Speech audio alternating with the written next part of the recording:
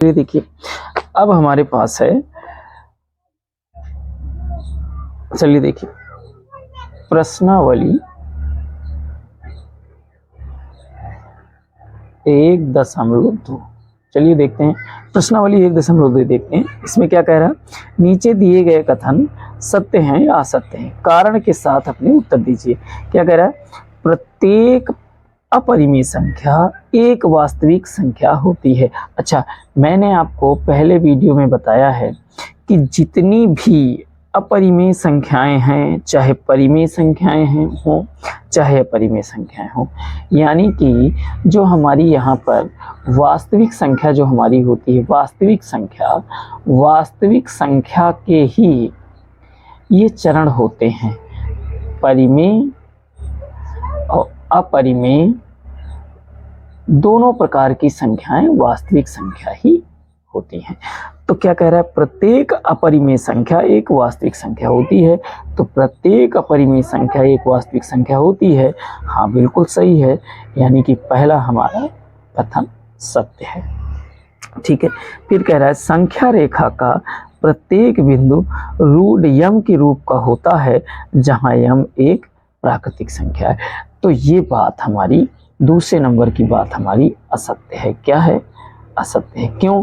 क्योंकि आप जानते हो कि ये जो हमारी संख्या रेखा होती है इसमें क्या होता है, 0 1 2 3 4 5 6, इधर भी आप -1 -2 और -3, इधर तमाम आगे बढ़ते हैं, इधर भी आगे बढ़ते चले जाते हैं, होता है। तो क्या कह रहा है, संख्या रेखा का प्रत्येक बिंदु रूट यम के रूप का होता है। तो क्या सभी बिंदु रूट यम के हैं? नहीं है, लेकिन आप इसमें रूट यम कर सकते हो, मतलब निकल आएगा बाहर। आप इसे कह सकते हो, अगला जो आएगा, जैसे अगले स्टेप पे 9 आएगा, मतलब कि जो पूर्ण वर्ग संख्याएं हैं आप उनको कह सकते हो रूट यम के, बाकी प्रत्येक बिंदु रूट यम के नहीं होते हैं। बात समझो। अब देखिए प्रत्येक वास्तविक संख्या एक अपरिमेय संख्या होती है। तो देखो यहीं पर बात है, प्रत्येक वास्तविक संख्या मतलब वास्तविक संख्या में परिमेय अपरिमेय दोनों होती हैं, लेकिन कह रहा है सभी वास्तविक संख्या, सभी मतलब प्रत्येक, तो सभी वास्तविक संख्या क्या बताओ अपरिमेय होंगी? नहीं, सभी वास्तविक संख्याओं में जितनी भी वास्तविक संख्याएं हैं उनमें परिमेय और अपरिमेय दोनों प्रकार की संख्याएं शामिल हैं, इसलिए सभी वास्तविक संख्या परिमेय नहीं हो सकती हैं, उसमें परिमेय भी हैं, इसलिए तीसरी बात भी हमारी असत्य है। समझ पा रहे हैं? अच्छा, अब अगला देखिए दूसरे नंबर पे, ये तो हमारा पहला नंबर हो गया, 1 नंबर हो गया। अब हमारा दूसरा नंबर क्वेश्चन है, क्या सभी धनात्मक पूर्णांकों के वर्गमूल अपरिमेय होते हैं? यदि नहीं तो एक ऐसी संख्या का वर्गमूल का उदाहरण दीजिए जो परिमेय संख्या हो। अच्छा, क्या कह रहा है, सभी धनात्मक पूर्णांकों के वर्गमूल। तो जो धनात्मक पूर्णांक आपने देखा होगा, धनात्मक पूर्णांक जो हमारे होते हैं, धनात्मक पूर्णांक, तो ये जो धनात्मक पूर्णांक हैं हमारे, तो धनात्मक पूर्णांक कौन है, 1 2 3 4 5 6 7 8 9, आगे इसी तरह। आप देखिए कह रहा है सभी धनात्मक पूर्णांकों के वर्गमूल अपरिमेय होते हैं। क्या सभी धनात्मक पूर्णांकों के वर्गमूल अपरिमेय होते हैं? तो बेटा देखो, अगर तुम 1 में रूट लगाओगे तो ये बाहर निकल आएगा, तो ये तो परिमेय है यार, ठीक है, इसका मतलब ये परिमेय नहीं है। अच्छा, अगर तुम 2 में रूट लगाओगे तो हाँ ये रूट 2 ही बनेगा, ये अपरिमेय है, ठीक है। अगर आप रूट 3 में लगाओगे तो ये हमारा रूट 3 ही रहेगा, इसका मतलब ये अपरिमेय है ना। अच्छा, लेकिन अगर आप 4 में रूट लगाओगे तो ये हमारा 2 बाहर आ जाएगा, ये परिमेय हो जाएगा, है ना। अच्छा, इसी तरह आप 5 में लगाओगे तो अपरिमेय रहेगा, 6 में लगाओगे तो अपरिमेय, लेकिन 9 में अगर रूट लगाओगे तो ये 3 आ जाता है। यानी कि जो हमारी पूर्ण वर्ग संख्याएं हैं, वर्ग करना तो जानते हो ना, तो जो पूर्ण वर्ग संख्याएं हैं वो हमारी क्या होती हैं, परिमेय होती हैं। बात आप समझ रहे हैं कि नहीं समझ रहे हैं? तो कहने का तात्पर्य सीधे क्या सभी धनात्मक पूर्णांकों के वर्गमूल अपरिमेय होते हैं? यदि नहीं तो एक ऐसी वर्गमूल का उदाहरण दीजिए जो एक परिमेय संख्या हो। यानी कि आप एग्जाम्पल में लिख सकते हैं, उदाहरण में क्या लिखेंगे? 1, 4, 9, 16, 25, इस तरह डाट डाट कहोगे का वर्गमूल क्या होता है? परिमेय होता है। ठीक है, यानी कि आप आंसर में आपका आंसर क्या होगा? आंसर में लिखोगे नहीं सभी धनात्मक पूर्णांकों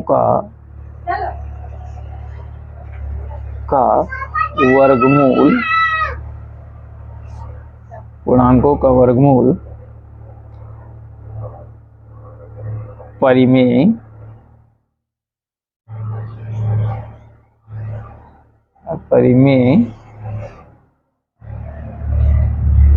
नहीं होता।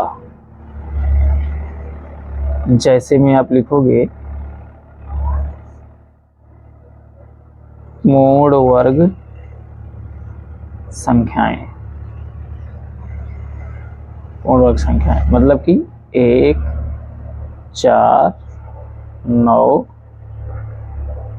16, 25, 36 ऐसे करके आप लिख दो।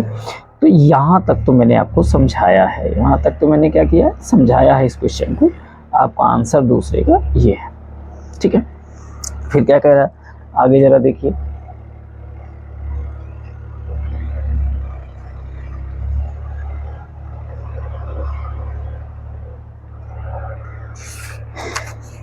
ये देखिए क्या लिखेंगे? नहीं सभी धनात्मक पूर्णांकों का वर्गमूल अपरिमेय नहीं होता, जैसे कि पूर्ण वर्ग संख्याएं 1, 4, 9, 16, 25, 36। बात समझ गए? अच्छा, अब देखिए आगे क्या कह रहा है, देखते हैं आगे क्या कह रहा है। क्या कह रहा है? देखो, कह रहा है हमारे पास, हमारे क्वेश्चन में तीसरे नंबर में क्या कह रहा है? लिख रहा है दिखाइए कि संख्या रेखा पर √5 को किस प्रकार निरूपित किया जा सकता है। क्या कह रहा है? दिखाइए कि संख्या रेखा पर √5 को किस प्रकार निरूपित किया जा सकता है। अच्छा, अब संख्या रेखा पर निरूपित क्या करना है? √5 को संख्या रेखा पर निरूपित करना है। कहाँ निरूपित करना है? संख्या रेखा पर। अब बात को समझिएगा, संख्या रेखा पर कैसे निरूपित करते हैं?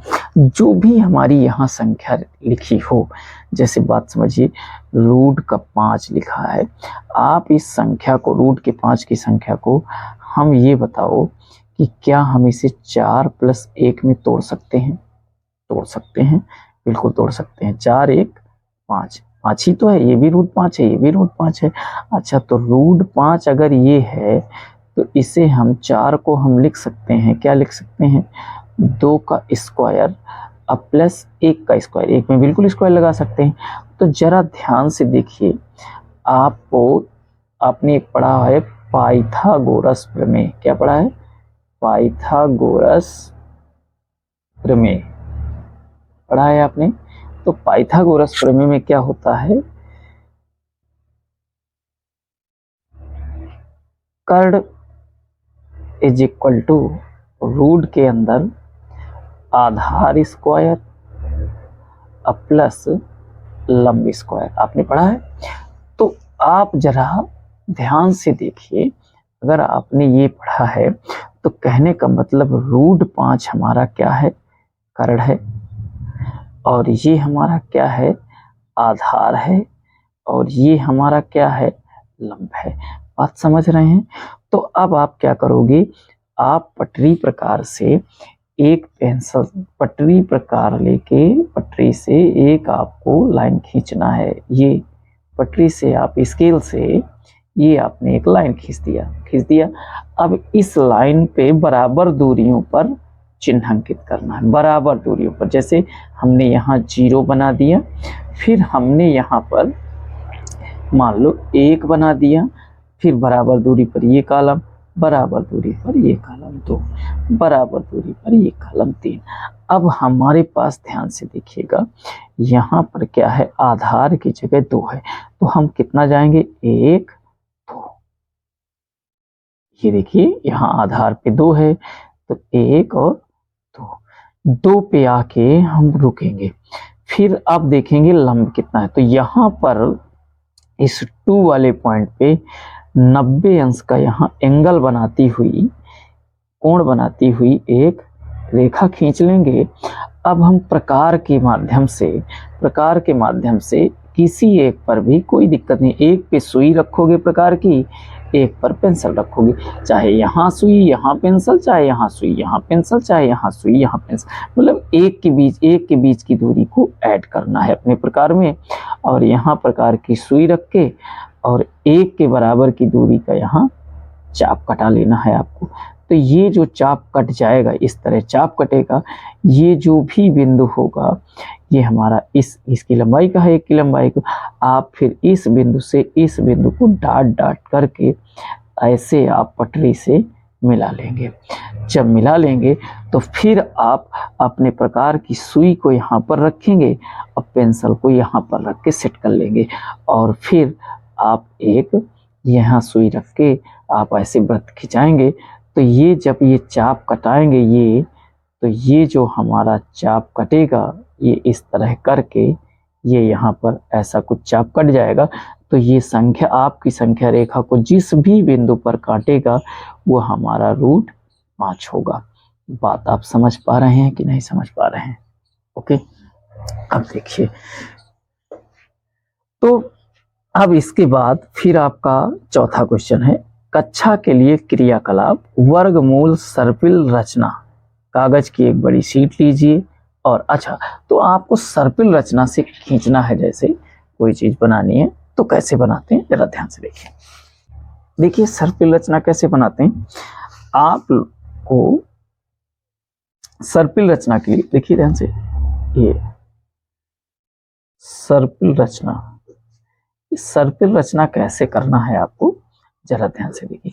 सर्पिल रचना में क्या करना है आपको, सर्पिल रचना में आपको सीधी एक ये ऐसे संख्या रेखा खींच दिया, आपने खींच दिया, पटरी से आप खींचेंगे, मैं तो हाथ से खींच रहा हूँ, आप लोग स्केल से खींचिएगा, पेंसिल से खींचिएगा।